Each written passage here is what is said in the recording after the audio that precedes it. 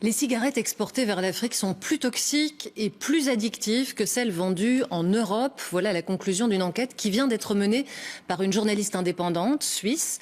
Pendant un an, elle a investigué sur les pratiques des multinationales du tabac dans son pays et sa conclusion est interpellante quant au cynisme des cigarettiers. Faute de croissance en Europe, ils sont vraisemblablement prêts à tout pour le développement du marché africain. Pascal Bustamante nous présente cette enquête.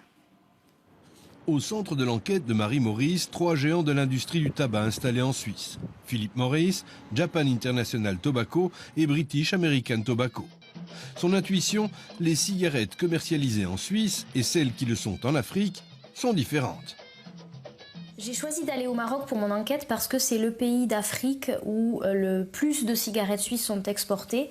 Aujourd'hui, plus de la moitié des cigarettes fumées au Maroc sont importées et surtout importées de Suisse. Ils pensent que les cigarettes suisses sont de meilleure qualité. Et en fait, c'est l'inverse. Les cigarettes fabriquées en Suisse qu'ils fument sont beaucoup plus fortes, ont plus de nicotine, plus de goudron et donc sont plus toxiques.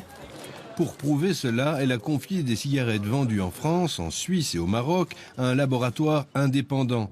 Ce dernier a analysé les cigarettes au moyen de cette machine. Les différences sont objectivées. Pour les Winston, nous avons même des cigarettes allant jusqu'à 16 mg de particules totales contre seulement 10 pour celles vendues en France et en Suisse. Faire en sorte que le taux de nicotine et des autres additifs soit supérieur entraîne plus de dépendance et rend donc les clients plus captifs.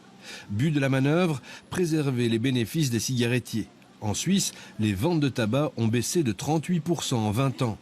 En Afrique, l'OMS prévoit que d'ici 2025, il y aura 40% de fumeurs en plus par rapport à 2010.